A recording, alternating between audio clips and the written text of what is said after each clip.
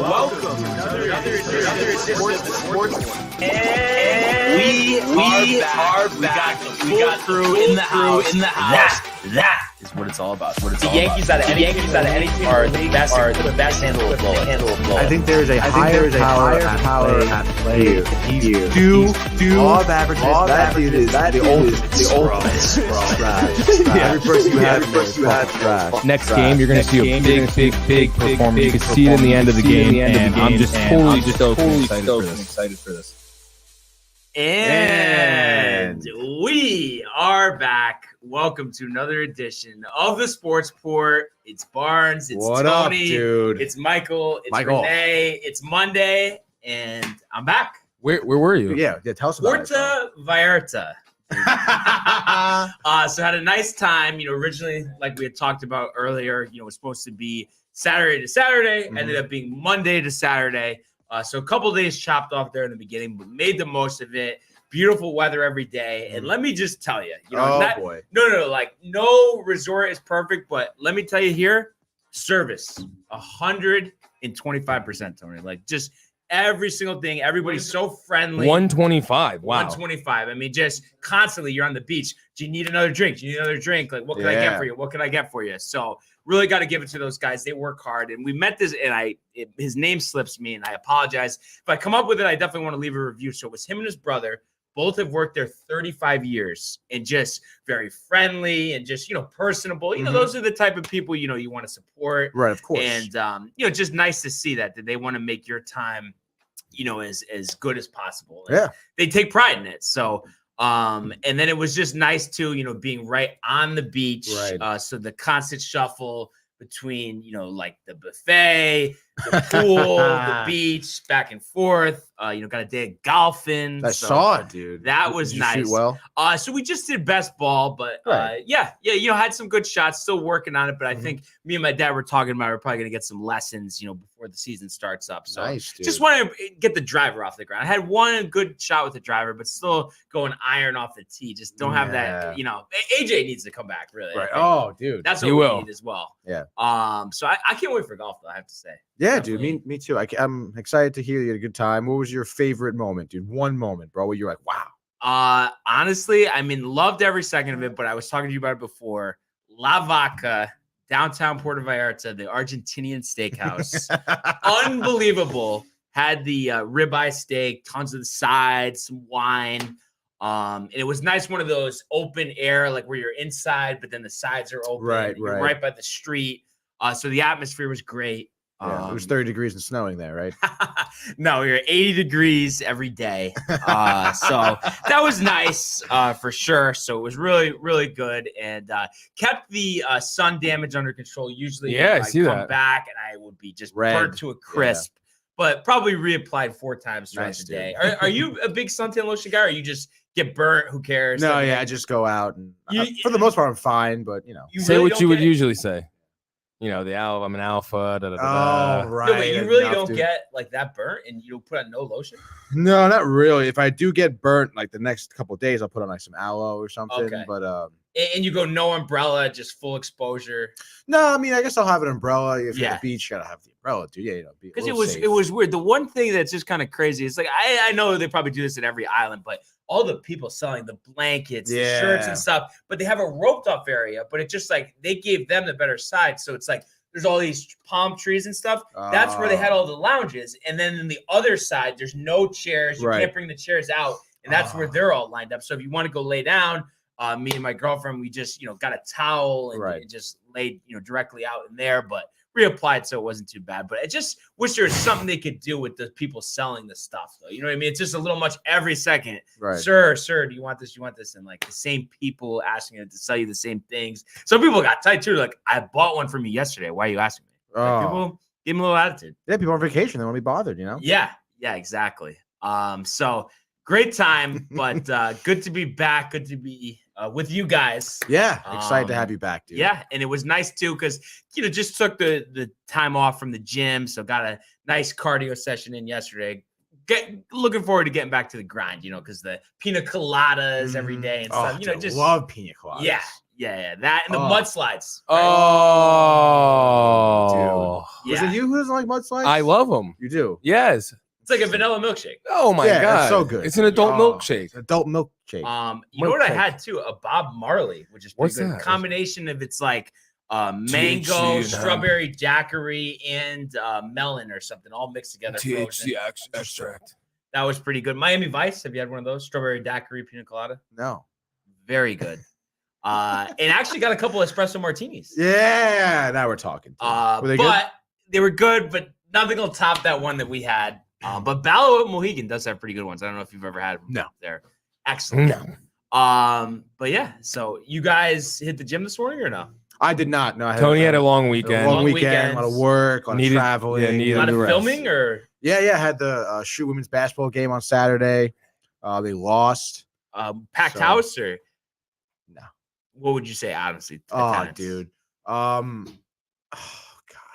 Maybe like 50 people. 50 people, really? Yeah. Okay. Wow. And that's on campus at the Pitt Center? Or on campus at the Pitt Center, yeah. Okay. Yeah, no, it's crowded. And what was your role there? I was TDing for the game. It was a good time, those games are always fun, nice, live production. Just gotta roll the punches, high adrenaline. Yeah. It's good stuff, dude. Nice. And then what else did you Church gig Sunday. We had a shoot on Sunday as well. So it was like up early Sunday, up late Saturday. For Metcha. How was that? It was fun. It went really nice, dude. They have a place in New Haven, many other locations as well. But the New Haven one is pretty good spot, dude. It was right by Yale. Nice atmosphere in there. Oh yeah, very busy. Yeah, they were saying, come Sunday, it'll be like a lot of people are busiest time, whatever. And I'm like, wow, Sunday. Like, who goes out to dinner on Sundays? Packed, bro. Did you guys eat? No, we were in there strictly for business. Strictly business. Yeah, baby. Because I was gonna say, actually, I think it was a day or two before I left. I went to the one at Stanford. I had only gone one other time years ago. Yeah, right on Bedford Street, so right where all the main stuff is. Right. And I actually really liked it. I had to say, because the first time, I don't know if I got the wrong thing, but I didn't really like it. But I had to start. I think it was like the pork belly bao bun. Oh yeah, dude. That is really good. That's what you want. You can house like 4 of those. Yeah, exactly. They're so good. And then there was something, I think it was with the pork belly and short rib in my actual bowl that I got. Really, really good. Yeah, their food is really good. Do they have like this spicy chili sauce thing they give you? Yeah, I think I mix them in there. And it's like sweating. Yeah, because me and my roommate went with our neighbor who goes there a lot. And he's like, oh, just use these sauces. I didn't even know what they were. I think that was one of them. Amazing. It's all about the flavor. Yeah, it really is. All flavor. Warm, good winter spot, Yeah. Yeah, exactly. So it was good to get back there for sure. So let's get started here. We're actually going to go to the world of the National Football League. Wow. Juju Smith-Schuster is blown up. It is caught. DeAndre Hopkins. Do not stand up with that man and let him just throw you out of the club. On its way. It bounces off the crossbar, and it's good. Oh, my goodness. Sailing away. Calling these shots. He's sailing away, waving at me goodbye. Oh, my God. So first things first, I know I missed a lot. I know you guys covered the Brady retirement. Oh, yeah. That's big. Well, let's go into it. Let's get more into it. I didn't really get to see too much, but I mean, you are so happy. The initial announcement, did that really take you off guard? I know they had teased. No, not the first one. The second one for me. No, yeah. When I speak. When they announced it, like for real, it was like 20 minutes before showtime. Yeah, and I saw it on ESPN. Was reporting on it. I was like, "Whoa, holy shit, dude!" Yeah. I really didn't think he would have retired. Especially, again, you think of Tom Brady, competitor, wants to retire, that top of the league sort of deal. You would think he would wait till he wins another Super Bowl to retire. But so I would say that was a little bit of blindsided me, because again, we were hearing reports of him being undecisive, and his dad is chiming in, and the dude from ESPN, Adam Schefter, is like, oh, he's gonna do it, and I was just kind of like, it's still kind of malarkey, just publicity, it's a storyline, dude. Exactly. There's nothing going on for a week until the Super Bowl. He's gotta have the spotlight. He's not in the big game, dude. That type of stuff. So I really didn't think he would retire, but then he did, and Mike and I were talking about it. We do expect to kind of see him back. Honestly, again, like I mentioned. He is a competitor. I think he's going to miss the league. He's going to, miss obviously playing. He's going to miss the atmosphere, the life, of it all. And So, I expect, honestly, for him to come out of retirement. Again, like Mike was saying, like what Gronk did almost, give him a year, see how things settle down with where all the coaches are going, who's going to be QBs where, kind of assess the league and maybe come back in. You really think he'll come back in? Really? Yeah, dude. I mean, honestly, I feel like there was no sign of him needing to retire. He had the most passing yards and touchdowns in his career. Yeah, this year. He had arguably his best season. I think what it is he's forecasting. What it is. And him, he'd be 45 next season. What a whiz. And I think it's like he only wants to play and go through all this stuff if he's going to win a Super Bowl. And I think he looked at the situation, cap-wise, everything, and thought they probably weren't going to be as good as they had been. So I think that was the reason why. Yeah, and that's why even more so, I think if he kind of is asked to come back and, the situation is right, the stars align, I think he's going to come back, dude. And so they're saying take the Knicks tonight, 25-7 against the spread. Their last 32 plus 7-5 Utah. Haven't talked to Connor in a while. Hope you're doing well, but we'll keep that in mind for NBA segment. You know what a great way is to lose a lot of money? What? Bet on the Knicks. You mean bet on the Jets? Yeah, well, that too, dude. But yeah, so and it's funny, they're throwing out some replacement possibilities, and basically they're saying if they miss out on, I don't think Rodgers would go there. No, And Arians, obviously. Wilson, I think, will end up staying put. Watson, I mean, who knows what's going to happen with him. So they're saying Jameis, possible reunion. If they miss out on top tier guys. And also possibly Jimmy Garoppolo. They're talking him for the Steelers. I like that fit. On the Steelers, the run game. Yeah. I think he'd be an upgrade after what Big Ben was able to do last year. So sure. A lot of moving parts for sure there. And then so it's just I want to get to a couple Jets things, but first just wanted to update on the coaching hiring situation. So one of the latest ones, Niners offensive coordinator Mike McDaniel going to the Dolphins. Only 1 year as the OC, right?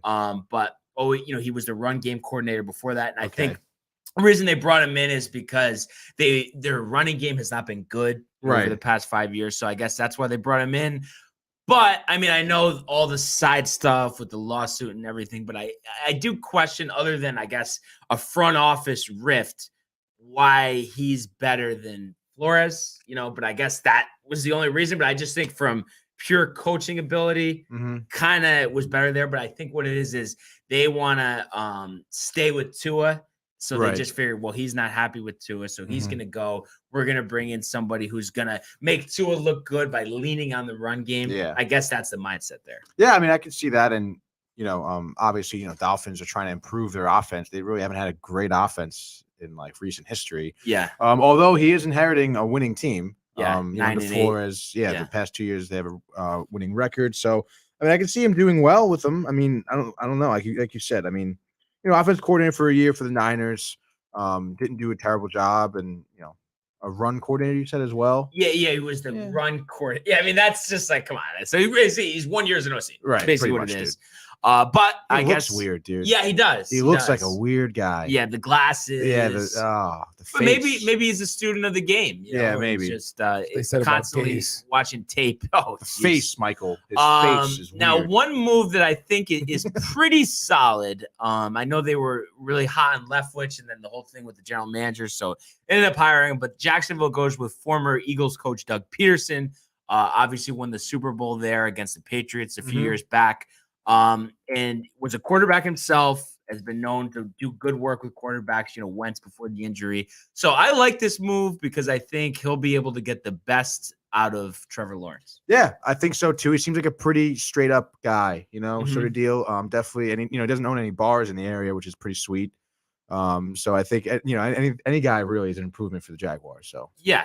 So I think that's good. And I think, they'll move on. And I think it's been, 10 out of the last 11 years they've been terrible. The 1 year they went to the AFC Championship game. So I think you want to get the most out of your quarterback, and then all the pieces fall into place. Right. And they'll get Travis Etienne, their second first round pick from last year, Trevor Lawrence's college teammate from Clemson, back. Good slot receiver, running back. So I think that'll be big. And then lastly, it looks like the Texans, they've been all over the map. McCown, Flores, this, that. Now it looks like they're hot on Lovie Smith, the former Bears coach, famously got them to the Super Bowl against the Colts with Rex Grossman as quarterback, always been a defensive guy. Coached in Tampa, didn't do well there. Went to the University of Illinois in college, which is a dead job. Ended up getting fired last year, and then was the defensive coordinator for the Texans this past year as well. So a veteran guy, been there, done that. But I just question with a franchise like the Texans that's rebuilding, is it the right idea to bring in a veteran coach who might only be there, he's over 60 years old, might only be there 3 or 4 years? Like, should they have went with an offensive guy that could possibly groove Davis Mills, who looked pretty good, after being, I think, a 3rd-round pick last year? Yeah, I don't know, dude. It's pretty tough. Texans are in a very precarious situation with Watson, I think that is a big question mark for the entire team. Is he going to be playing for them? Like, are they going to trade him? Are they going to bring any other guy? What? Dude. Tony. Hey, guys. And he has your face. There's Tony, exclamation, Tony with an I, and then Tony with an E. I feel like this is the same person that, is they put an accent on the E. It's like Tony. I kind of like that. Hey, Tony. Where's that picture from? Is what I want to know, dude. I don't know. You got like a secret admirer or something, Tony. I don't know what this is. I drew that picture of Tony. Oh my God, dude. Hey, man. How's it going, dude? You need to talk, Tony's here. Trying to wear my skin today, bro. Tony. He drew it. That's very impressive. Honestly, if you could draw that, you should enter some art contests and maybe focus on that now. What was I saying? Smith. Watson. Yeah, Watson. But I feel like, again, maybe the veteran coach isn't, a long-term solution, but, you need help right now, and having someone who, again, has kind of, been through it before, has that, veteran mentality, knows what to do in certain situations, knows how to shape up players, is where what I'm thinking is there. Yeah, but they had that last year with David Coley. I know. And they let him go after 1 year. I mean, I know he was a first-time head coach, so maybe they're thinking experience, coach a Super Bowl before. Right. But maybe, too, they've been hot in Josh McCown, the former Jets backup quarterback, had to come in for Carson Wentz in his last appearance in the NFL 2019 with the Eagles. Yeah, no, he's got a lot of experience, though, coaching. So my thinking is, though, they want him. I think they know there'd be a lot of backlash. So I think they want to bring in Smith, maybe groom him, have Smith there a couple of years. Right. A lot of question marks there. So we'll see what happens. And then lastly, we got the Saints, they still haven't filled their head coach vacancy. Eric Bieniemy, I believe they interviewed in person yesterday. Great name. Been a candidate, being the Chiefs offensive coordinator the past few years. Mahomes has always praised him. So there was some talk early when Peyton retired. Oh, maybe Dennis Allen, the defensive coordinator, slides in there. But I think it's like they saw with not the right pieces and everything, their offense kind of go to shit last year. So I kind of think maybe their thought is, okay, Allen's not going to get a head coach job. Right. Let's keep him as defensive coordinator. Maybe Bieniemy could save the offense. Right. I guess that's honestly, I think it's a pretty good fit. And Bieniemy, 8-hour interview with the Saints. So you think he's in? Gotta be. Yeah. 8 hours, dude. Yeah. I thought his name was Bieniemy. The Enemy. The Enemy. Eric the Enemy. That'd be even better, honestly. But I would like to see him get a shot. Yeah. He's been around these cycles a few times. Mary, good morning, fellas. Hi, Mom. So that's interesting. And then one other one too.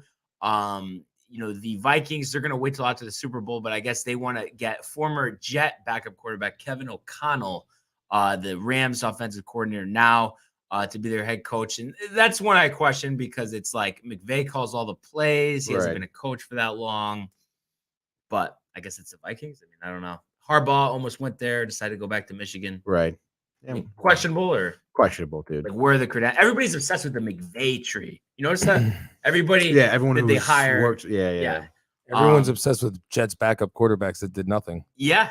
Mike White, dude. Mike White, dude. Maybe he'll go to New Orleans. He really might go somewhere and get some starts next year. I would love to see it. Yeah, me too. Because, it's like, okay, I know he threw 4 picks. I think it was against Buffalo. But he won that game against Cincinnati. Or which game was it? Or no, he didn't win the game, but they lost to the Colts on Thursday night. But he threw like 4 touchdowns. I think that's what it was. Whatever the case may be, that would be interesting. And then also, it wasn't official, but they were talking about before I left, McDaniels does go to the Raiders. You think that's gonna work there, or big question mark? I don't know. You're not dude. a McDaniels I'm not. guy. No. Now, just the Colts bailout, or the fact that Belichick, kind of the same type of attitude, wasn't successful with Denver? Is that kind of no lack of success with Denver, dude? Yeah, it's like, come on. Yeah. So be interesting to see, but it is the Raiders, so they like to keep everything interesting. Yeah. And I know this has been a long-winded, off-season NFL recap. There's a lot going on, dude. A lot going on. And I wanted to get to the Jets, so I've just been looking at some articles, big draft, coming up. So they had this rundown on ESPN.com, and basically they were comparing them to the Cincinnati Bengals. So I thought of Michael right away, with that theory. And Are basically, you kidding me? Yeah. This year you're going to see the happiest Barnes you've ever seen. Maybe in his life. Yankees World Series, Jets Super Bowl, Rangers Stanley Cup, and Knicks hoisting the NBA championship. And it starts with the records. Cincinnati went from 2-14, 4-11-1 last year, Super Bowl this year. Jets 2-14, 4-13. So that means ... And this is Jets beat reporter Rich Cimini. So he makes that comparison. Obviously, a lot hinges on Wilson, but also what they do this offseason. I'm on his level. You are. I have to give you all the credit in the world. But obviously, it all starts with those 2 first-round picks. So they're thinking that at 4, they might be targeting Kyle Hamilton, safety from Notre Dame.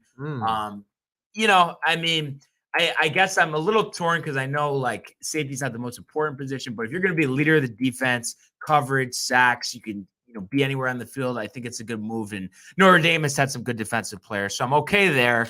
And then maybe wide receiver, the 2nd first-round pick, and then one guy that I have circled. I was just reading this article, looked him up.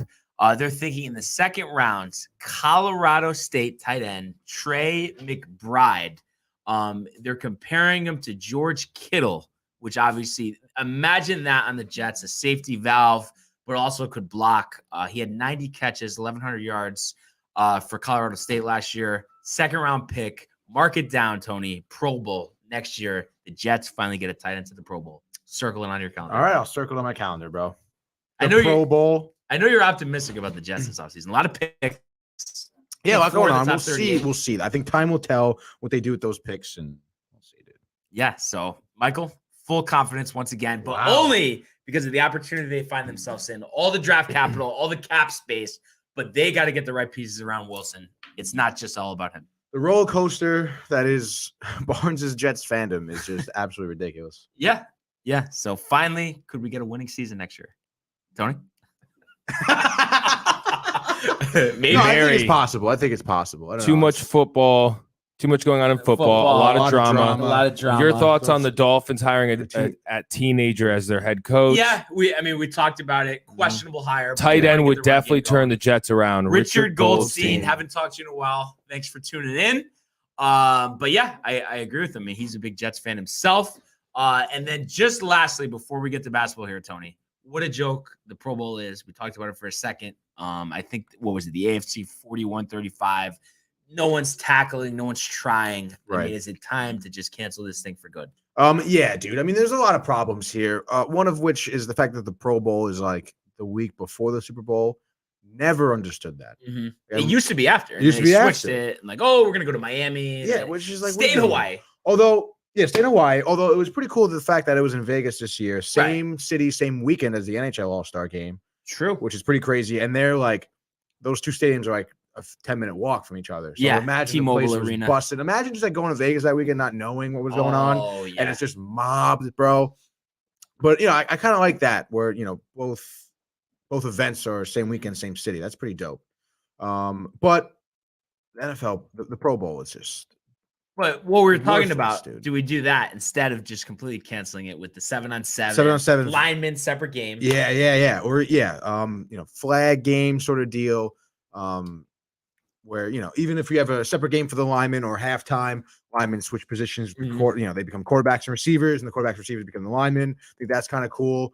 Because it's just they try to make it serious, but obviously the players aren't taking it seriously. I was looking at some plays from this weekend, and it's they're going for two-hand touch. refs are end up blowing the whistle because no one's tackling. Like it's just, fans are calling in plays. Yeah, like what are we doing, bro? Yeah, have a celebrity game as well. Celebrity flag game. Yep. The skills challenge Mike was talking about was trash. What is the skills? It's nothing good. I don't know. There's these accuracy things. It's all acting. Yeah, the fastest man. But this is what I would do. Fastest man. I would go three competitions here. So we're gonna have a field goal kicking competition, which will be great. That'll be star of the show Yeah. there. Everyone will get into that 70-yard field goals, all that. And then I think you got to do a one-on-one between the wide receivers and the corners. Yeah. I think that would be great. And then doing a distance throw for the quarterbacks who could throw the farthest. That's all you need. Did they used to do a distance throw? They did. Right? Yeah. Yeah, and I know college has done it. Yeah, they change all this stuff all the time, but I think the key is like the NBA is kind of settled in with their formula, skills challenge, dunk contest, 3-point shot. Right. Stick with something. Get the fans familiar with the competition. Yeah, I think the NFL has changed it too many times over the year. Yeah, so NHL has a good formula too as well with the speed competition, hardest slap shot, the penalty shots, like most saves by the goalie, stuff like that. They have good formula there. NFL does not. Exactly. And the sad part is the biggest headline has nothing to do with the game. After the game, Saints running back Alvin Kamara arrested for punching a man in the club. So who knows what's going to happen there? But it's just we've seen with these Raiders players. I think there were 3 guys that got into serious incidents. Ruggs or Net. Someone else too. But just that these guys have all this money, but for some reason, like they go all over the country, they go all over the world, but they can't handle Vegas for some reason. I don't know what it is. Man, Vegas is definitely a tough city to be in. I mean, Sin City, baby. Anything goes in that city for sure.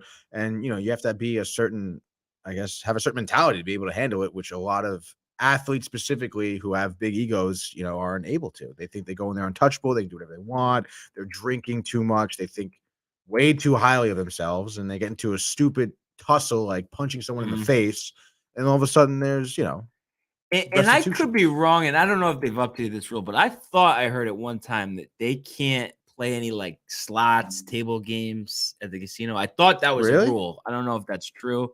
But even if that's the case, let them do that, and then they, you know what I mean. Let them sit at the table, play blackjack all night, then they won't be getting in fights at the club. Yeah, what the hell, dude? If anything, they shouldn't be go to the club, go to the tables. Yeah, and I understand. Okay, you can't bet on the NFL. That makes sense, for the players, maybe inside information.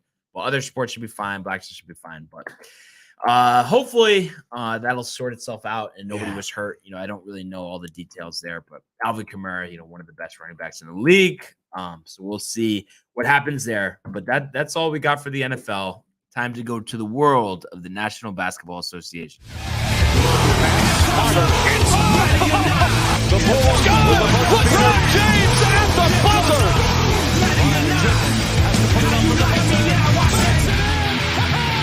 He makes it the three! And the Lakers win the game! And not to go off subject, but I can't believe we talked all that time, and I never got to talk about the championship games with you guys, but just real quick, Bengals, Rams, who you got? Bengals. All day? Yeah. Every day. Michael, I'm guessing you attest 3 times on Sunday? 5. Come on. 8 times. Who's the MVP? Burrow. Come on, Burrow. Come on, dude. Chase. No. 350 yards receiving, maybe. Would you be surprised? Who's throwing it? A little bit. Who's throwing it? Burrow. Yeah. 6 TDs. Right, but if someone has a ridiculous, like even if he threw for 400 yards, but Chase has 300 receiving, I think they would give it to Chase. Burrow's 6 TDs. Runs in 2 on his own. TDs. Runs in 2 on his own. Wow. I can't believe the Chiefs blew that game, though, honestly. I could believe it too. What makes you say that? I called it. Overlook spot. Classic. Oh. Cage Also, on Brian, I'll attest to that and add one more, Tony. Law of averages. Law of averages. High power. Good story. Like seeing new guys burst onto the scene. Burrow. I think this is it's only his 2nd year to be in the Super Bowl. That's impressive. So hats off to him. Can't wait for the game. Obviously, we'll talk about it later in the week. Going to your house. Exactly. Going to my house. Wow. Let's go. You in? Yeah, sure, dude. Let's go. Whatever you want. What do you got? You making wings? Nachos. Anything is 7-layer dip. 10. No, Archie's that's 500 wings. 500 Wow. wings? Better call it in now, bro. Oh my Yeah, God. that's the whole point. Now. Tony, come on. You think I'm gonna go with that? You think I'm gonna go without enough food, enough beer? Like, come on. You know that'll work its way out, one way or another. Yeah, no, I'm sure, but yeah, I think ahead 500 wings. Might be a little rich, but I think last year we might have it was a smaller crowd, but I think we got like 100 and we had like a bunch left over. So because you have the nachos, yeah, everything all that together stuff. Though. But was Matt there last year? No, so gotta account for that. Oh my God, dude! Wouldn't have as much left over. It was nice, next couple days. Oh, I want some wings. Get from the fridge. Nice. I know you like quality leftovers. Of course, dude. So on to the hardwood yesterday. The hardwood. 76ers 119-108 over the Bulls, and Mike's guy Joel Embiid 40-10. Another big game. Helped out by Tobias Harris, 23-8-5. And then on the Bulls side of things, DeMar DeRozan, another huge game, 45 points, 9 rebounds, 7 assists. Vooch, 23-7-5. But just not enough. They fell behind in the first quarter, kind of never recovered from there. A lot of trade rumors swirling around about, maybe Harden to the Sixers. But I was listening to Rothenberg today, and basically they were just saying, like, they don't expect the Nets to trade Harden because, especially if you're going to trade to the Sixers, it's like you might have to play them in the playoffs. So you're going to just give them Harden. I feel like that's giving them a ticket to the NBA Finals. Yeah, pretty much, dude. But I mean, I don't know. It's kind of tough. I mean, I don't know. It's kind of weird. Reports from Harden is like, I want to stay with the Nets. But then you get reports from the front office, be like, we're going to trade him. And it's like, I don't know, dude. I mean, it's like you said, tough trades with the 76ers. I guess kind of see how it unfolds. But I mean, the Nets specifically, I feel we need to just shake things up at this point. Yeah. They're like trying to buy time for Durant to come back. 8 straight losses, by the way. They lost to the Nuggets last night. Only Kyrie played.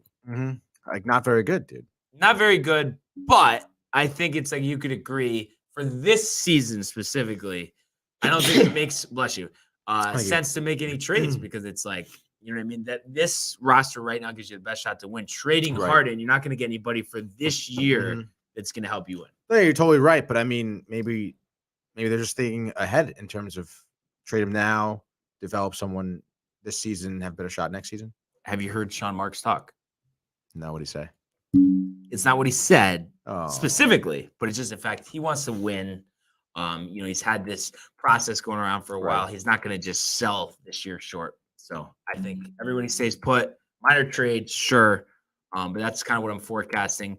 Do you attest, Michael, to that they're going to stand pat? No, but I will say best trade so far, Karis LeVert to the Pacers. Was going to mention that. I mean, to the Cavs. So they give up a first-round pick, which is probably going to be late. Cavs have been doing great this year. Rubio, and then a couple second-rounders. LeVert, last game with the Pacers, 42 points. Cavs are rolling. I mean, a home run. Yeah, absolutely, dude. I mean, talking about the Cavs, young team, great talent. Kevin Love looks like he's just prime. After looking like he was dead in the water. Yeah, it's unbelievable. It's great. Yeah, dude. I mean, it's a good move by them for sure. And I've been touting this Cavs team. So before the game, they make that trade. Yeah, highly touted. Okay, you could say it. Yeah. I mean, people don't always say it that way, but you can say it. Yeah. Anyway, they defeat the Pacers 98-85, and they showed their resiliency that they've shown all season yesterday, trailing by 20 points in the second quarter, 15 after 1, and they win this game by 13. And you mentioned Love leading the way, 19 points, 7 rebounds, 5 assists off the bench. And how about Rajon Rondo, coming back from the woodwork here, 15 points, 12 assists. Plus 26 on the court, Michael. But the thing is, I know you know this, Michael. I've been saying this for years. He can still play. It's just attitude, I think, gets in the way sometimes. But I think he could be really successful still as a starting point guard. No? I mean, he's proven it, and they traded Rubio. Yeah, exactly. So I played 32 minutes last night too. I mean, got a lot of time. Yeah, so I think he's going to be big for them. Mobley only had 10 points, struggled with his shot, and I think the Cavs first quarter might have shot 17%. So just the fact that they can be down, it doesn't matter. Yeah, dude. This is why I think I was big on the Bulls going to the finals, but I just feel like I've seen them struggle against some of the top competition in the East. So now I'm thinking, maybe 76ers and Right. Cavs could be your Eastern Conference Finals. I can see it. I mean, the Bulls, they shot like 26% from three Yeah. against the 76ers. And DeRozan had 45 points. Like, you tell me no one else could. I mean, they're down. Weren't they Levine down and Levine Ball? and down Levine Caruso? And Caruso, so yeah. That's still, I mean, big. That's Yeah. huge. But I still think because of how good Embiid is, and even though they've failed in the playoffs recently, I think the Sixers are better. Mhm. Yeah, I think so too. After the way they started, I never saw it coming. But Harris is dialed in as well. Mhm. And then the Cavs depth is just I was just going to mention that. unbelievable. It really is, dude. Love off the bench. Like you said, Rondo. Is it Osman as well? Yes. Yeah, he was on the- 22 points last night. Yeah, I told you he was on the 22 points Cavs championship team. last night. He was on the Yes. Cavs championship team. LeBron loved him. So, and then also, Lauri Markkanen didn't play. He's another big name. Kind of interesting, though. I mean, they have so many bigs. I wonder if they would potentially trade him at the deadline to get, maybe another forward or guard. But I think either way, especially after getting LeVert, they're fine staying pat. Yeah. And what a turnaround story. I know. It's great. You gotta love to see it. Love to see those type of things. So that being said, we will take a look at the games tonight. A little lighter Monday slate, but I believe, what is it? We still have 5 games, is it? Yeah, 5 games. So let's just go 2 apiece here. Actually, you know what? Let's just run them down, Michael. If you wouldn't mind. I do not. If you wouldn't mind, Michael. 5. Might as well just give our picks. Yeah, no, it's easy. It's quick. But I know you're questioning Solo Lox's lock with the Knicks, huh? I am, dude. All right. Dude, I'll just say that Lakers Knicks game though. Insane. Randall really boosted his trade stock to the Lakers with that game. Dude, I really want that to happen, but is it? Yeah, it will. Something's going down with them. So our first game, we have Toronto versus Charlotte. Who you got? LaMelo Ball, 40-point triple-double. Hornets, 130. Raptors, 110. Give me Raptors 127, Hornets 108. They shut down Ball. I'll go Charlotte as well. Gary Trent Jr. All right, now we got Miami versus Washington. Miami, 120. Do you know if Wizards, they're missing anyone? I feel like they are. Doesn't even matter. Okay. Wizards, 98. Oh, wow. Better team wins here. Miami is missing hero. He's day to day. So I don't know. Yeah, I would say give me Miami. Excuse me, Miami. I would say maybe lower scoring. 99-81. All right, I'm going to go Miami too. Phoenix versus Chicago. So this is a tough one here. I know. Suns, best record in the league. Dominant on the road, 20-5. But sometimes, like law of averages situation, I think the Bulls sneak up on them. +8. Pretty good spot to take them, getting 8 points. But I'm going to give them the outright win here in an exciting game down to the last shot. 112-111. DeMar DeRozan, floater in the lane for the win. I don't know. Bulls with the injuries, dude. They've done decently, without Levine and Ball and Caruso as well. But, I mean, I got to give this one to the Suns. I think Booker's going to go off tonight. Chris Paul. Oh, dude. Give me Suns. Give me. You don't know. You haven't been here in a week. Chris Paul's his new guy. Yeah, Really? Yeah. You've been talking to Gino. Die hard. No, die hard for him right now. Dude. So you've been talking to Gino. Yeah, maybe. Give me the Suns 123, Bulls 117. Michael? Yeah, I'm going to go Suns. I just watched an interview with Chris Paul. Dialed in. And Oh yeah, my dude, it's God. ridiculous. Dude. Vicious. And the thing that's dope is he doesn't care if he doesn't win. Like, it's not going to affect his mind. He said, you asked, because the guy asked him, like, does it affect you?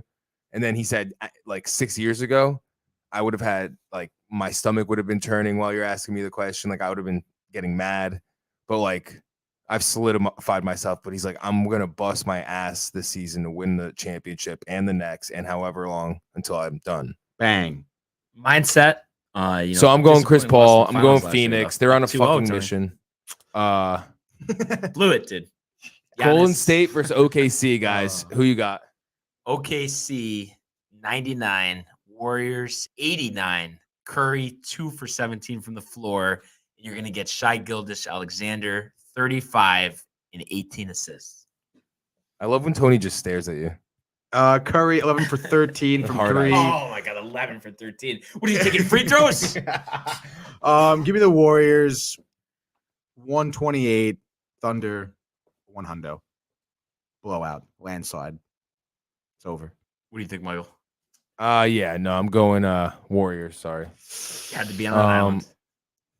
And this last game, guys, we got the Knicks versus Utah Jazz. Jazz actually been struggling, Tony's team, but still 11 over 500, 17-10 at home. Knicks in a big spot. You know, we saw them push it to OT against the Lakers, but then obviously blow it late. So I think we're looking at a situation where maybe they even lead after the first quarter, but at the end of the day, it gets out of hand. Mitchell, 45 points. Gobert, 20 and 20, 6 blocks. Jazz 120, Knicks 101. Yeah, I like that, dude. Jazz skimmed by with Denver, blew out Brooklyn. I would say Jazz, let's go 122, Knicks 104. They don't cover. Hit the over. Solo locks is mad. Give me a score, Michael. After you saw Julius play like an MVP against the Lakers, you're going to see Julius have 2 points and the Knicks get blown out. RJ carries the team with 40, but it's just not enough. Trade talks imminent.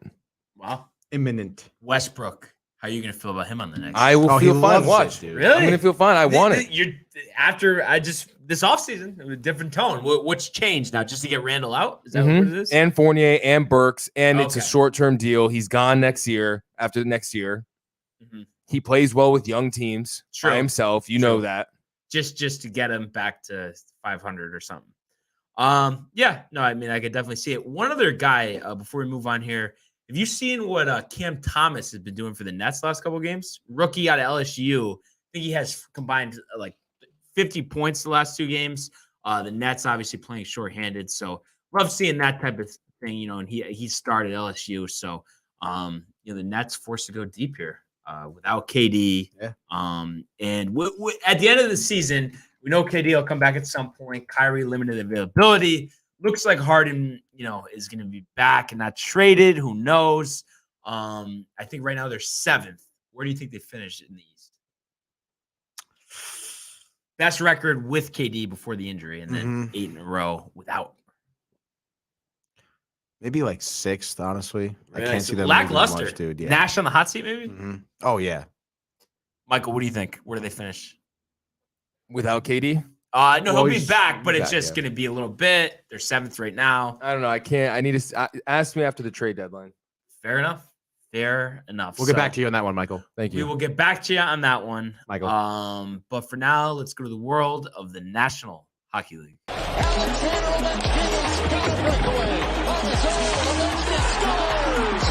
In they come, Kevin, what a save by Vasilevsky! Are you kidding me? McAvoy, Frederick, did you get the license plate number on that truck? McDavid, beautiful move. You just knew that Connor McDavid was going to make a statement. What a goal! Yeah, I mean, what more can we say? Oh, by the way, your mom's inviting us to the Super Bowl party Oh, no kidding. at her place. Where is Super Bowl? Come to Staten Island. Ooh. She just throw a good Super Bowl party. The food, the drinks. I don't know, dude. I guess we'll let that one sit for a little bit. Yeah, let it marinate. Yeah, fester. So we haven't got to talk about this. It's crazy. 1 week away. It feels like a year.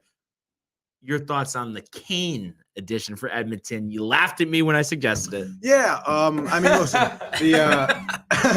Obviously, Oilers have Evander Kane now. I think he was doing really well. I think he scored. Goals, right? I think he has like 3 in 5 games. Okay, yeah. Which is obviously, an offensive spurt that the Oilers desperately needed. I don't know, dude. I guess we'll see his kind of, locker room mentality and how his just overall conduct is as a person. But look, I mean, dude, he's the first round pick. He definitely has the talent, but it's just his off the ice antics that have been his downfall for sure. So he's still a question mark in terms of what his future is going to be, dude. It's which is really a shame because, like I said, he has talent. He's young. But I mean, for now, short term, he's on Edmonton. He's producing, which is really good for them. And I mean, if he keeps it up, if he stays clean and focused on the game, he's going to be in the long run a really good pickup for them. Yeah, I mean, I feel like they had no choice. I mean, the season was spiraling out of control. Oh yeah. Now it looks like I think they won 5 out of 6, something along those lines. Yeah. I think they take off from here, but do you think possibly I don't know who's available, but they try to bring in another goalie? Because I feel like that's been besides McDavid and Draisaitl getting locked up, and I think Kane takes the pressure off them. They've had some bad games in net. It's kind of some good ones, but some terrible ones as well. Yeah, I think you're totally right, but it's just the question of who really. Would you go Fleury? I don't think Chicago would want to get rid of him. Yeah, but I feel like they're out of it. Like, aren't they better off getting a better draft pick? Like, come on, they can't win a playoff series. Yeah, I don't. I mean, they're never not winning a playoff series, that's for sure. But I mean, it's just like Fleury again. Like, I mean, he's coming around for them. He's probably their best asset at this point, which I guess maybe would be good trade value. But it's like, what are you gonna do for goal? What if they gave the Rangers 2 firsts for Gorgie? No, 2 firsts. No, not happening. Wow, I have to say, I mean, you were okay with trading Talbot, but how come Gorgie is just your guy?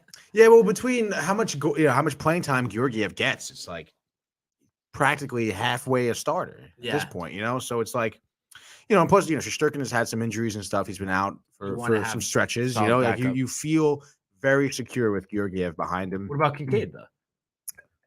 We can get rid of him. Yeah, dude. That's no, I mean, it's no, absolutely not.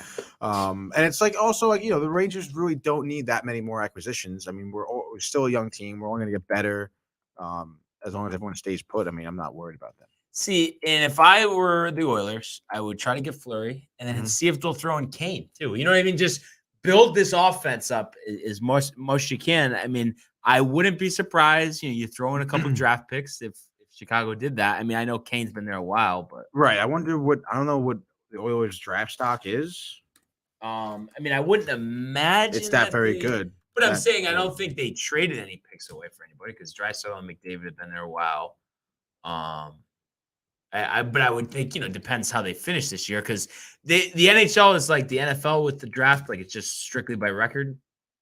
The NHL draft is the lottery. Yeah, okay. The lottery. And so is it like the NBA, which like if you have the worst pick, you don't have the best odds? It's like a couple teams, or is it the worst pick? The worst record gets the best odds at the number 1 pick.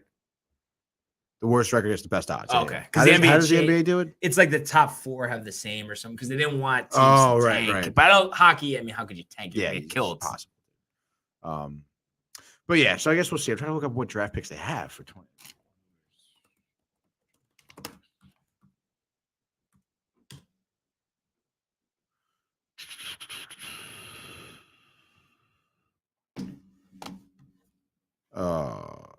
They traded him away. No, they have. I'm trying to look at where. Is it a 7-round draft or how many? Yeah, 7 rounds.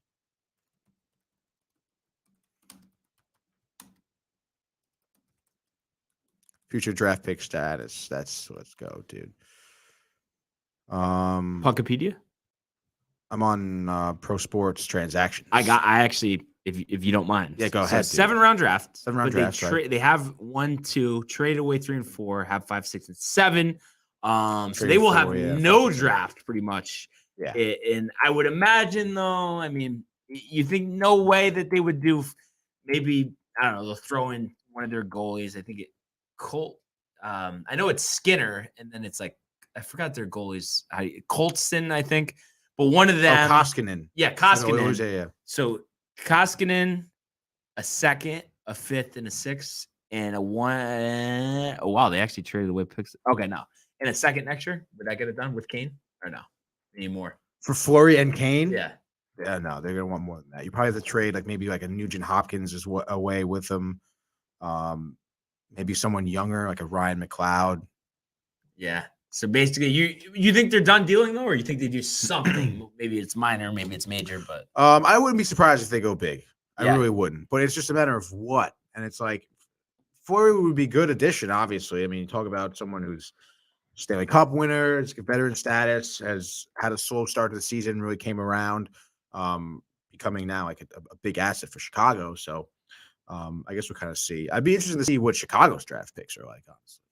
yeah, I mean, they're another one where I wouldn't think that they've traded away any big Right. picks. Just thinking about like veteran tenders, with their rough start at the beginning of the year, you would have thought maybe Jonathan Quick would have been available, but now there's someone in contention. But they were able to get a good package for him. I would think that would be a good idea for the Kings, but kind of have a feeling they'll stick with him. Any chance you think the Wild will let Talbot go or no way? No. He's been out of the lineup though, and they've done well. I know, but I mean, I guess so. I could see it. Yeah, I guess you kind of convinced me there. Because I'm just trying to see in terms of okay, yeah, we gotta go. They always have to go goalies in the separate category here, but Kekkonen 10-2 and 2.53 goals against versus Talbot 2.81, higher save percentage as well. That's a guy that I think it might be under the radar. Nobody be thinking about it. Wild 28-10. That's the guy that could get moved. Yeah, for sure. It's always tough though, because I think he's 35 now. Talbot? Yeah. Okay. Wow, that's crazy how quick time goes like that. Yeah, he's been in the league for a while, so I don't know. I mean, how many more years you getting out of him, really? Yeah. Especially if he's kind of maybe declining a little bit here. As a goaltender, I'm just trying to see if anybody else really pops out that could get dealt. But yeah, I mean, I don't think the Coyotes are going to trade their goalie. No way, dude. dude. Him, Winnipeg. I mean, anybody solid in that there? For Winnipeg, 18, 17. Hellebuck is in there, I think. So he's decent, but I mean, again, they're not going to trade him. I mean, that's all they got, really. Yeah. I think a goalie is just so valuable. Yeah, 28 years old, 2.9 goals against, 910 save percentage. So I think it's just like maybe they actually would trade him, but I don't know if the Oilers want to give up a bunch of picks because I think they want to build their team. Yeah, for definitely. the future. Do you know, is the trade deadline around the corner? I'm actually not sure. I believe it should be because I think it kind of mirrors a little bit of NBA. NHL trade deadline. It is March. Okay. 21st. So we got a little bit of time. NBA's late February? Yeah. It's weird, though, that the All-Star game is after, but the trade deadline is first for NBA. Yeah, that is weird. But who knows, right? Yeah, whatever. So, we did have the All-Star game over the weekend, the tournament now with the 3-on-3. Right. End of the day, Claude Giroux wins the All-Star game MVP. 3 goals in 2 games. So the Metro wins the All-Star game. And I did see Jonathan Careau upsets Connor McDavid for fastest skater. You said you caught a little bit of the All-Star weekend? Yeah, dude, I watched a little bit. It's tough. It was in Vegas. They tried some new things. Of course, you hit the usual things, which is the slap shot competition, the fastest lap around the ice, which is always fun. McDavid was going for a 3-peat, first player to ever do so, I think. But ultimately, like you said, getting upset by Carew. But honestly, really impressive from him. Because I think McDavid was like first or second. And of course, you expect a lot from him. And to kind of be upset by someone new, someone younger, I guess it just kind of shows the talent that the NHL pool has is just kind of. And they don't do or I don't know if they have in the past, like a shootout competition. Yeah, they do a shootout competition, but it's really like that's where NHL loses me a little bit, where it gets a little bit gimmicky. You pretty much when in the shootout competition, you could use any props you want. One dude. What is this? A dunk contest? Yeah. Like one dude. What? One dude he used Derek Carr came out, and he got a pass with a little Nerf football from him, and he shot the Nerf football in the goal. So it's who won that competition? I think it was I think Jack Hughes did actually. But it's who now is on the COVID list. Who now is on the COVID list. But it's interesting because they have judges, and it's like there's some like celebrity judge, like John Hamm was there. You had like some woman who worked for the NHL. You had some dude who was a former player. Patrick Waugh. It was not Patrick Waugh, dude. if the game was in Colorado, he'd be there. Yeah, probably. With Sakic. What happened? Officer Paul's ready to get the keg. He does like getting a keg And for the party. Mary Materiello cooking is well known for miles and miles. I mean, could you say it any better yourself, Tony? I wouldn't have said that specifically, those words, but yeah, I get the point. Well known, quality for sure, for miles, and miles, for a mile, 2 miles. I think Jack Hughes had this thing where like he shot the puck or whatever, but then the puck like disappeared, and there was like this box that came out, and he's supposed to be acting like a magician, and a little kid came out of the box dressed like Jack Hughes, and he scored the goal, and then that was the game-winning goal. Now did they used to do it where there were no props and it was just a shootout? Yeah. And it was a lot better. It was a lot better. Yeah, dude. Man. And then they had, you're in Vegas. So there's a couple more. I forget one blackjack tournament. The blackjack thing, yeah. But like, no, it wasn't a blackjack tournament. Yeah. But it was like you had a wall of cards set up. Yeah. You had 6 shooters, and it was first. It wasn't really the first to 21, but who can pretty much get to 21 without busting. Mm-hmm. And it's like cool idea, right? Yeah. But obviously, like it was just like drawn out because you're at a level of these players at this point where it's not hard for them to get these targets. Right. So everyone got 21, and then it was like, all right, let's just go one round, highest card wins. But then like everyone was getting the aces, so it's like, all right, let's go another round. Like it was just too drawn out, dude. And also, I'm just thinking about too with the shootout competition. How does the goalie part work? Like who? So like they have certain obviously all-star goalies in there, but like they don't give a shit. Like they pretty much just let them score. Yeah, because they know it's about the shooter and his like gimmick. But then there's also a save a competition as well. But just put it all together, go all out. I mean, no one's gonna get hurt. It's a shootout. Like, come on. I know. They should have like for the saves. It should be like there's a guy who like slaps it from the blue line. Maybe makes a little wrister from like the slot or something, and then goes in for like a enclosed deke move. Yeah. See how many you can save out of those 3 or something like that. There's definitely ways to make it a little better, but again, like this is just for the players to be having fun and stuff. It's not really for us. So I mean, the All-Star game though, and the festivities for any sport have always supposed to be about the fan experience as well. Right, but it's not be for us at home. Oh no! If you go there, I'm sure it's fucking awesome. Yeah, but it's just. We got to stop like just changing just to change, just to try. Like, it's like, if things work, just stay with it. And it's just, I feel like, especially the All-Star game, it's like, it doesn't matter for anything. So we'll switch it up as many times as we want. Yeah, no. But then it kind of dilutes the. I like the 3-on-3 for the tournament for the All-Stars, the actual game itself. Yeah. That's cool. Keep that. Do a normal shootout competition. Do a save competition. Fastest? Do the hardest slap shot you got to do. You got to do the fastest skater as well. So that's like what? It's 5 events right there. And then you should have some type of lottery. Whereas if you're in the seats, your ticket is like put into a lottery. And if you're chosen, you get to go out there and try to make a shot. And then lastly, shootout with the goalies. Goalie on goalie. Goalie on goalie. Or just a switch up. Yeah, switch up would be the regular cool. Players put on the pads and everything. Yeah, it'd be pretty cool. So something to keep in mind. We'll get Gary Bettman on the phone one of these days. So we get back into it tonight. Short slate, only 2 games. So we'll talk about both of them. The first one, Carolina at Toronto. The Maple Leafs minus 135 on the money line. Total set at 6, 7 o'clock ESPN Plus.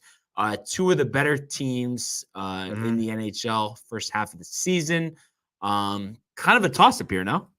I think it is kind of a toss-up. I'm surprised the ones at minus 130 for Toronto. I guess it's not like home field advantage. Yeah. It'd be even if it was a neutral site. Home field, yeah. So Teravainen is day-to-day, I think, for Carolina. So we'll see if he plays. Who? Sebastian Aho. Obviously, one of the better skaters in the hockey league right now. Showing his accuracy. They did have a cool accuracy thing during the All-Star tournament too, where there was in the water. What? The one with the water where they're shooting into like little areas. No, I think it was at night. Yeah, no, that was different. They had an That's too accuracy. much. I know there is a lot of events. Get out of here. They had an accuracy one where there's 4 targets in each corner of the goal, and it's whoever can just rip the targets the fastest. I think he did it in like 8 seconds or 10 seconds. Came in first place. Super accurate, dude. Expect to show that accuracy tonight. Maple Leafs, I believe, still down Jake Musin, one of the better defensemen, and we've seen them struggle defensively with him out. Of course, their offense normally picks up the slack for them. But again, Carolina really good. Anderson and net has been nasty. Personally, I don't know. It's tough. We have 2 really good goalies head to head at this point, but then you have 2 really good offenses also head to head. So I think it can go either way. But I think Aho is going to go off the All-Star break on the high in Toronto, make an example of the Maple Leafs, hat trick. Hurricanes win it 4-3. Wait, who has the hat trick? Aho. Yeah. Well. Aho. So, I do think, and you said 4-3? Yeah. So we have an over Absolutely tight game, over, -1.5. No. Here. I look at this and I just feel like I get what you're saying, and Carolina definitely has had a great season. And I mean, you look at besides Aho on offense, they've gotten great goalie play out of Anderson. 2.01 goals against, 9.29 save percentage. But I feel like Toronto, to me felt like the better team. And I know technically the Hurricanes had 2 more wins, 1 less loss. I just think, especially Toronto at home, 16-4-1. I think Matthews, fresh off the All-Star break, wants to set the tone. So give me the Maple Leafs 5, the Hurricanes 3. Wow. And Matthews hat trick and 2 assists, so involved in all the scoring. And we'll also get John Tavares with a goal as well. Maybe stronger second half. I mean, a little, not that it was terrible, but I just feel like a little underwhelming first half of the season for Tavares. Yeah, he had a nice spurt, I think, maybe around like the start of when the Maple Leafs turned it around. But then kind of fizzed out. So I can see that, dude. But I think it's honestly, this is going to be a nice competitive hockey game tonight. Yeah. This is nice, dude. And the line has actually moved down to -130, total up to 6.5. So, like I was saying, I mean, I wouldn't be surprised if there was 10 goals scored in this game. I'd be a little surprised. Really? Just because of the quality of the tenders? Goalies, dude. Yeah, absolutely. But the offenses, if you just take out the tenders, right. I mean, 2 of the best in the league. Oh, yeah, easily, dude. So that'll be a fun one, 7:00 ESPN Plus. The other game, minus Hughes, we got the New Jersey Devils traveling to Ottawa, take on the Senators. Ottawa, the home favorite here at -135. Total set at 6. And obviously Hughes, arguably being their best player, puts them in a little bit of a predicament here.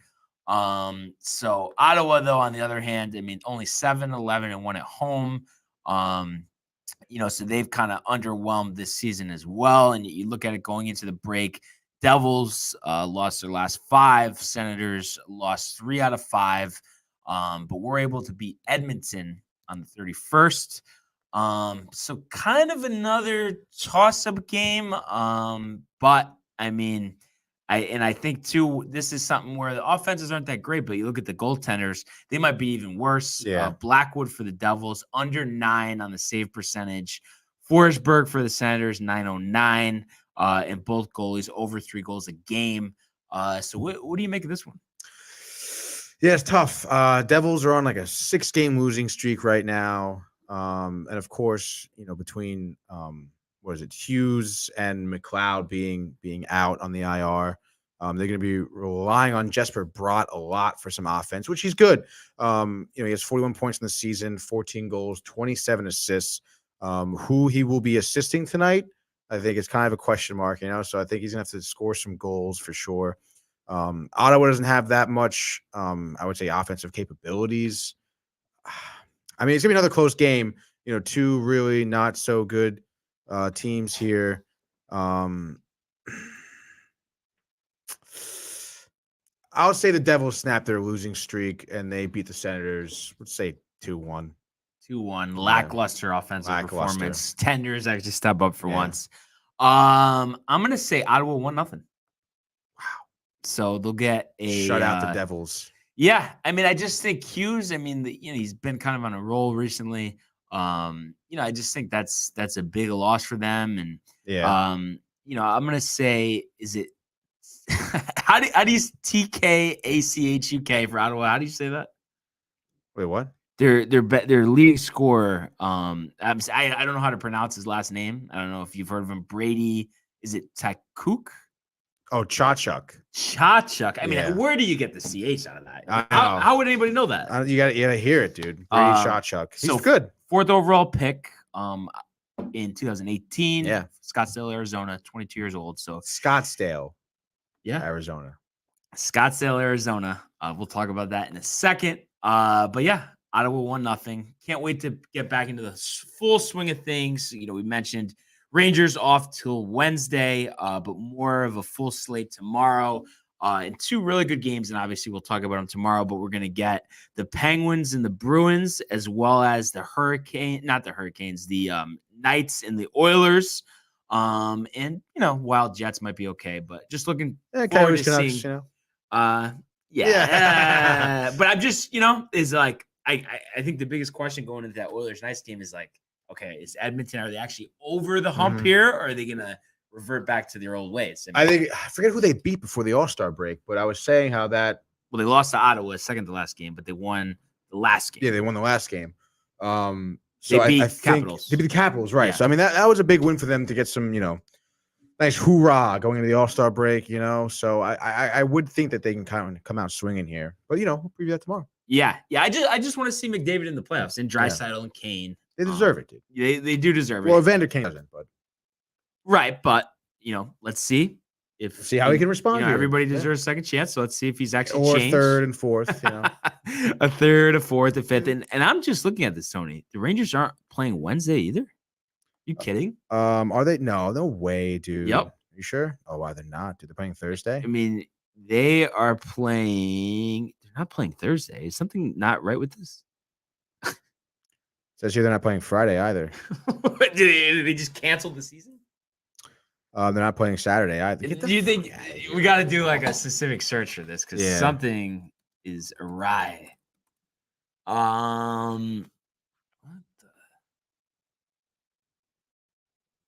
There's no way their next game is the 15th.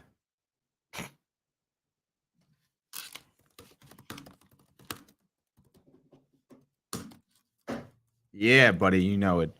Let's see. Yeah, I'm showing the 15th, but that just doesn't. The 15th is their next game. Oh, but maybe it's like this because of the makeup games and stuff. And they just maybe because right now there would be no NHL. That's why. Because of the Olympics. Yeah, so maybe they had more. They're doing makeup games. Oh man! Right, this would be the Olympics break. It would be this is crazy, bro. I mean, we're going to be going on 2 weeks without a game. Better pick a second favorite, Barnes. Edmonton. Root for the comeback. No, but Rangers over everything. I'm just saying. In the meantime, I would like to see. Edmonton. Yeah, for sure. So we'll see what happens. Definitely a little mistake there, I think, by the commissioner. Rangers, one of the most exciting teams to watch this season. To be off that long, I think they could have had a more balanced schedule. But it is what it is. I mean, obviously, it's time for the guys to rest up. You just hope they're not too rusty. I'm sure they'll have many practices as they can. But looking forward to when they finally resume, because this could be a special year. Oh, yeah, dude.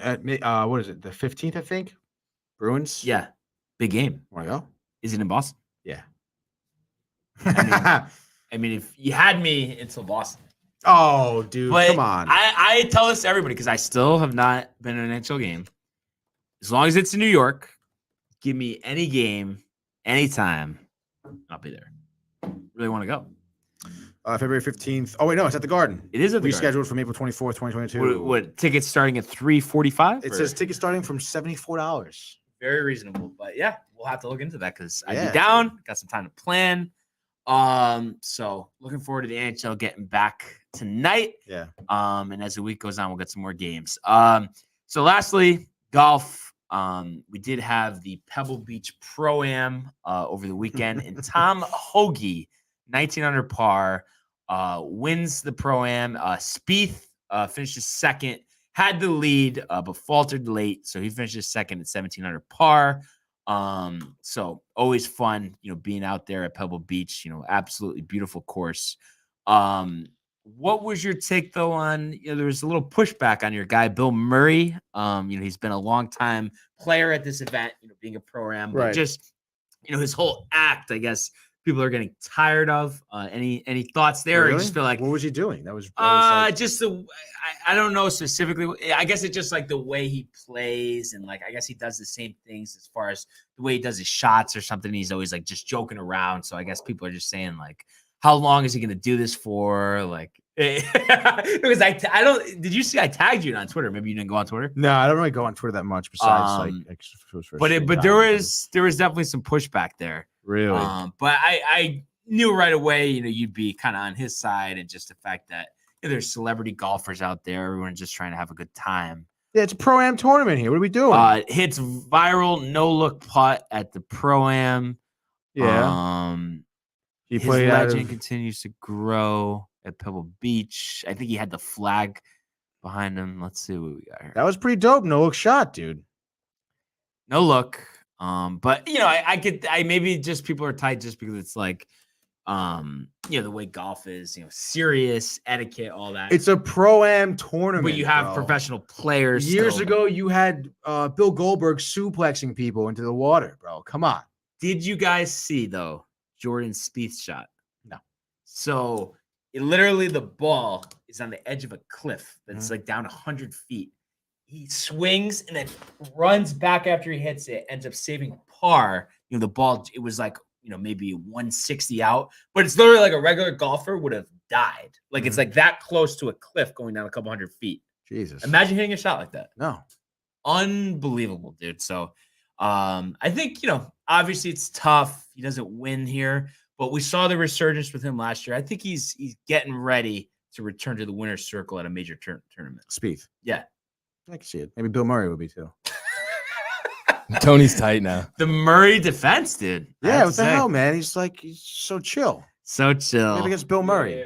Barnes Pro-am tournament, dude. Barnes is on the opposite. I love it.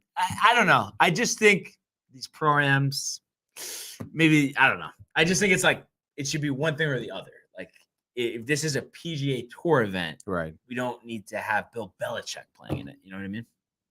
Okay. What does Bill Belichick have to do with this? I'm very confused now. I'm saying that was just a random name. Just a point being, I just think it should just be pro golfers only. Like, have a separate event for this. Like, I don't know. Sure. But somehow they pull it off. All right. Who's he paired up with? That is actually a good question. Let's see what we got.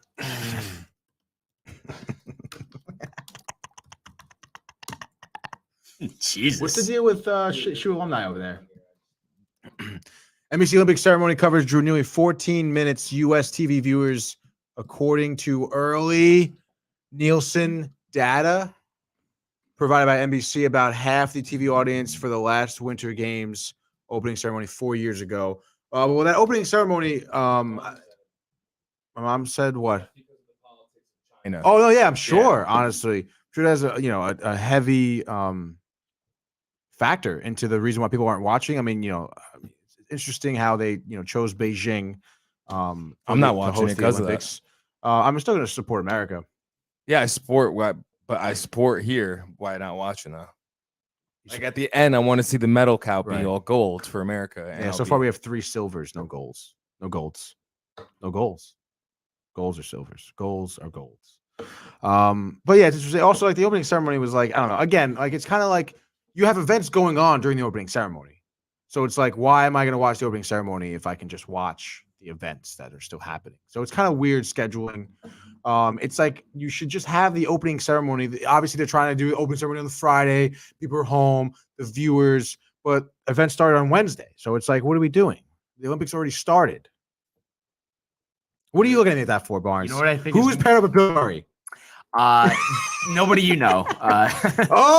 D.A. Points. Yeah, I'm sure you've heard his name before. Yeah, I know him very well. And Chris Stroud. D.A. Points. The group of 3 of them.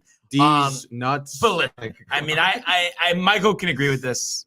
I mean, unfortunately, Tony, I would say the Pro Bowl more entertaining than the Olympics. That is the most ridiculous statement in the entire world. Michael. The Pro Bowl, dude. No, that's wrong. That is wrong. It's Come on, honestly dude, ridiculous. Hey, everybody's entitled to their opinion. I don't know. Snowboarding, I guess. Snowboarding is more fun than even Bob. Wouldn't you rather watch Pro Bowl. bobsledding than Pro Bowl? Isn't bobsledding like cool to you? Yeah, of course. Right? Hey, Come on, dude. We've been over it before. My whole thing, everybody, listen, enjoys their stuff, but it's just like I have enough sports that I like to watch. I don't need to watch the Olympics. What did you watch sports wise this weekend? Just NBA, right? Yeah. In golf. And I just listen, everyone's entitled to their opinion, but I just think also as time goes on, I think you'll see the newer generations of people don't care about the Olympics. I mean, it is what it is, shit, dude. It is what it is, though. I mean, it's definitely true, and that's why ratings, this, that, other thing. So just my 2 cents there. Well, I don't know. I don't think the ratings. Olympics aren't that accessible to people. All the events, most of the events that are on prime time are on Peacock, which is ridiculous. Have all the Olympics in the U.S. Problem solved. Have every Olympics in the U.S.? Yeah, too much time delay. That's where all the ratings come from. I don't need to hear all the numbers with the other countries. Have it in L.A. Have it in New York City. No, I mean it should come to America soon. Honestly, I think they're trying to. They've been trying to do L.A. Yeah, which would be great. But it's like have it all on cable. Everyone has cable still. And you know what I'll give you? I would have watched the hockey if the NHL players were in it. But see, that's the whole problem with the Olympics. I just feel like people, they don't know the amateurs, so they're not as excited. People want to know names when it comes to sports and competitions. That's just the world we live in, Tony. And you might be separate from them. So might a bunch of other people. But I think you're totally right. It is, people don't know the names, which is a shame because there's plenty of good stories. I mean, you think of the Olympics, it's, most athletes have one shot in their entire life to win an Olympic gold medal. Unless you're Michael Phelps. Unless you're Michael Phelps or maybe Bolt. Usain Bolt, obviously, too, who's around forever. Right. But I mean, other than that, you have these skiers, these snowboarders, Sean White, Kwan, Tara Lipinski.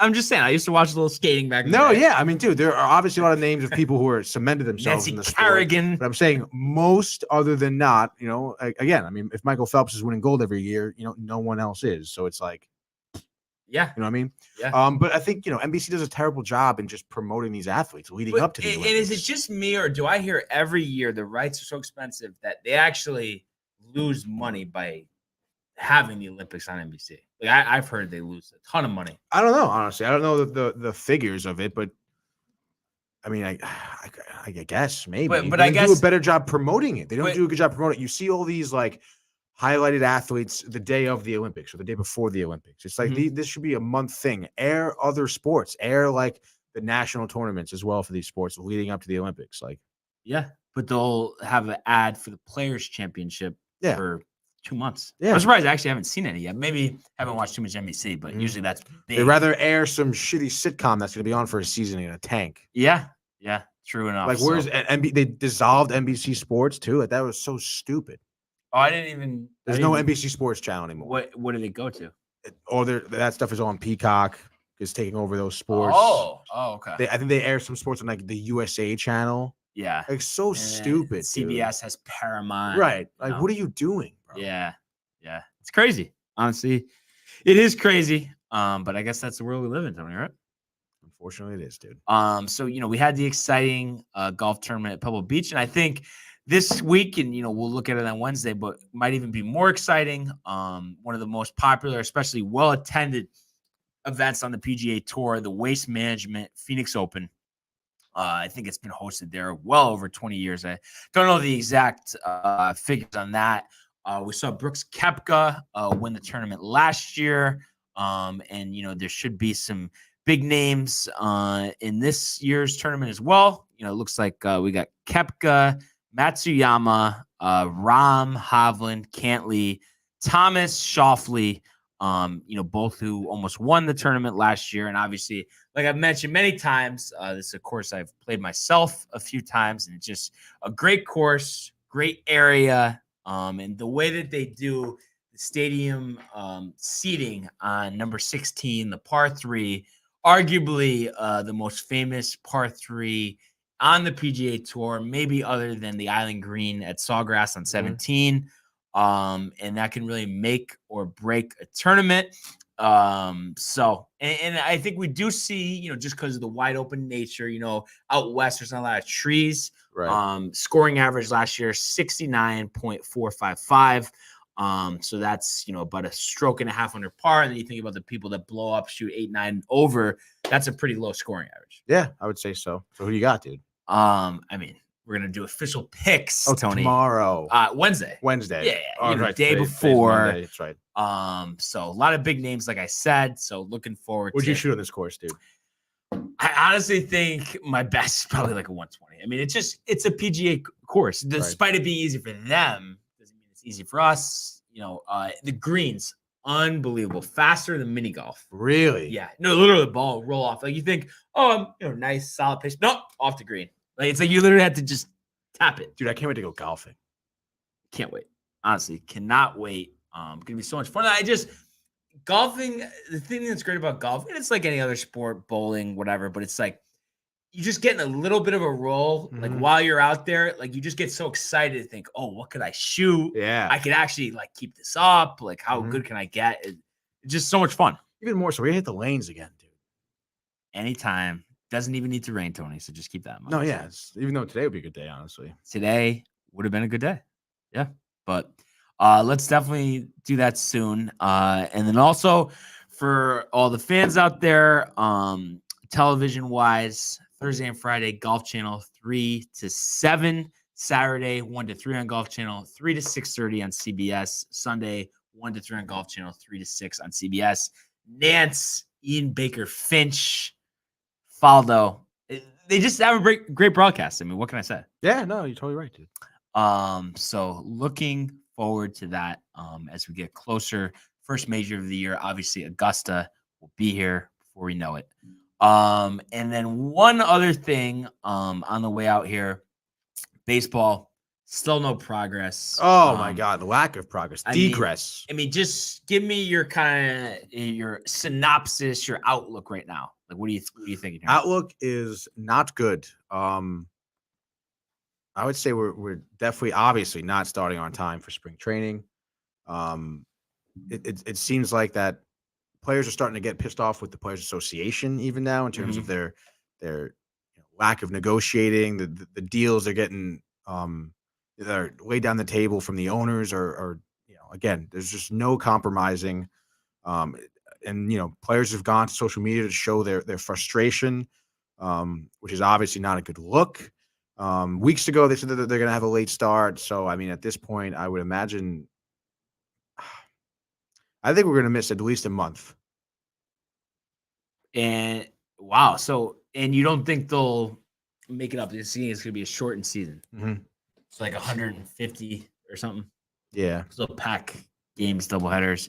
I won't be surprised if they actually try to do all of it. Because now even the owners know they can do like double headers, like just, but at least the 7 should be regular 9 inning. Yeah. So hopefully it's right. And any chance I get my wish that Manfred sooner than later steps down or step down. Can he, like, what would it take for him to be removed? Owners for the owners to have to, But they're he protects the owners. Yeah, dude. It's tough. It's like they have to see, regardless if he has their best interests in mind. You can't have a successful sporting league where the players and the owners and the commissioner are all not on the same page. Right. It's just not going to work. Yeah, and the owner who is totally for the owners, not like the commissioner should be having that type of middle ground. It's like, hey guys, like the players want this, like we're gonna have to have this for whatever season, to be that mediator almost, which he's not being. But again, if I don't know, I mean, worst comes to worst, players go on strike. So hopefully that doesn't happen because really excited for the season. And just some other notes here. Freeman, I guess the Yankees are going to take a look at, throw an offer out there. I don't know how likely that is. And it seems like their backup plan has been Olsen or further down the list, Rizzo, and it's saying that the Cubs might have interest in bringing him back on a short-term deal. So I could see that as a fallback option for him because I think he really wants to be in New York. But I think so. Happily go back to Chicago if there's not. I mean, he's loved in Chicago. Like, right. Come on. Exactly. So there's that. And then really the only other thing I had sent in the group chat, what did you think about Jared Weaver tweeting back to me? Did you see that? I did. Yeah. I'm trying to remember. About him retiring. Yeah, right? because he's like, oh, I got out of the game at the right time or something. It's funny. I don't know. I just felt like just saying something. So I was like, oh, I don't think you chose to leave then. It's because you couldn't even get Bill Murray out at the plate. A lot of comments afterwards, kind of joking around. So everybody had a good time with it. And honestly, I respect Jared Weaver more now than ever, because it's just like to even respond to the comment and to not try to go back at me. Yeah, to be like, oh, you're a loser or something, you know? Right, as well. And honestly, I mean, I did like him earlier in his career. It just seemed like, I think it was, after 30, 31, I mean, he just could not. I mean, he was even worse than Jeff. Yeah. Excuse me. Yeah, but unless you have that interaction with a, former MLB player. Yeah. I mean, what did you think? Did you think he was pretty good in the beginning of his career? Then just cliff? Yeah, I guess so. I would say it wasn't, maybe a little more gradual than what you're saying. I don't have the numbers in front of me. But I feel like the velocity too, he was low 90s, all of a sudden he's throwing 85. So career 3.63, WAR of 34.6, retired at 34, ERA last 3 seasons 4.64, 5.06, 7.44. But did win 20 games in 2012 and 18 in 2014. So really, like I said, it was 31 was his last good year. And then his last full year, 2016, 178 innings, 209 hits, 37 home runs. So clearly the fastball, a problem. Yeah. And I could take a look quickly at the split stats, but always felt like the Yankees seemed to have his number whenever he was pitching.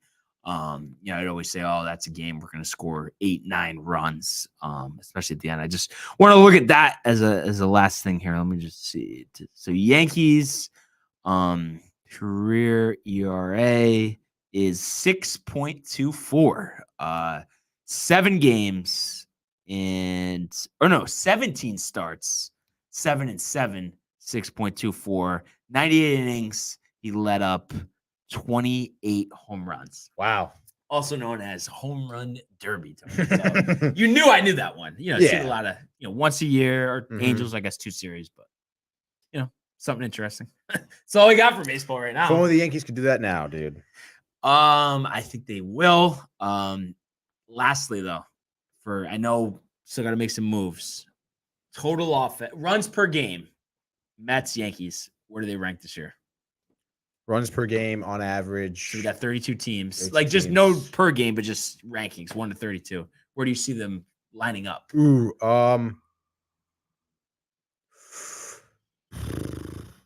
I mean, in DH in the National League. Right. So that's different. It used to be, National League teams are further down the list. Give me, runs per game. Mets are at 8. The Yankees like 11th. I'm going to say Yankees 4th, Mets 17. Oh. But they do win the division on the heels of their starting rotation. I mean, Scherzer, maybe Cy Young. Yeah, hell yeah. DeGrom, maybe only 130 innings, some issues. He'll be fine, dude. Totally healthy. And I'm going to say Alonso, 50 home run season, but struggle to get offense in other places.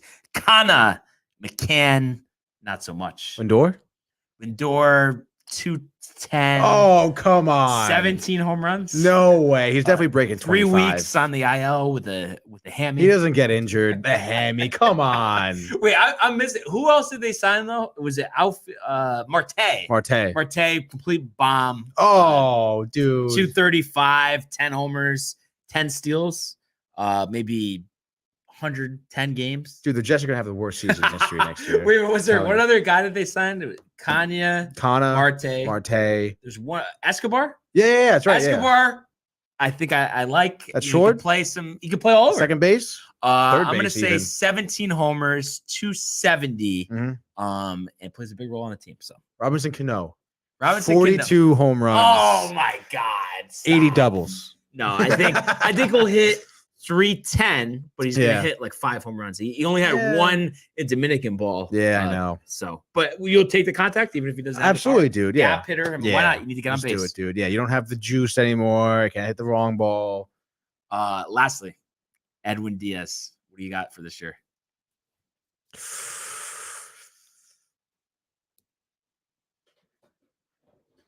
Oh, dude, I'd say it comes out heavy, just like it did last season. Maybe tapers off, but mentality is there. Doesn't lose control. He's gonna be our guy, dude. I give him ERA 1.5. So I'm gonna say 12 for 12 through the first 2 months of the season. Yeah, like he did last season. 0 ERA. And then I'm going to say by the trade deadline, his ERA is 7. Oh, come on. He's traded away, and they bring in former Yankee Tommy Kahnle, coming off Tommy John surgery from the Dodgers, comes over and is a legend on the Mets. And I say, you're welcome. So that's my prediction. That's what I got. That's way wrong, dude. No way. But honestly, what a Monday show. Mm-hmm. Really covered a lot of ground, dude. Yeah, literally. Miss baseball so much. Yeah, me too. Dude. Hurts. Really hurts. I'm honestly really interested to see how Aaron Loop does this season. Jays? Angels. With Syndergaard. Yeah. What do you think there? Under one again, honestly. Wow. Yeah. Okay. What about Cindy? Doesn't really pitch past 6 innings, I don't think. Yeah. But nonetheless, I think he has a lower ERA, maybe like a 2.6. Okay. Maybe. Yeah, a lot of strikeouts. Yeah, a lot of strikeouts. The heat is there, I think. Yeah. Just doesn't have the longevity. Maybe out for a little bit, soreness. Yeah. We'll see. So can't wait till we can get started. So Rob Manfred, if you're listening, sit down, resign. Let's get Torrey in there as the interim commissioner, and we'll find our way back to baseball, back to the diamond. But thank you to everyone for tuning in. Keep commenting, liking, and subscribing. Everybody enjoyed their day. Get some merch, downtontv.com. Check out our videos on our YouTube page, and we will see you mañana, baby. Hey guys, Tony here from Downtime TV checking in. I want to thank all our fans out there who's been liking, subscribing, sharing our content. You guys are the best. You guys are our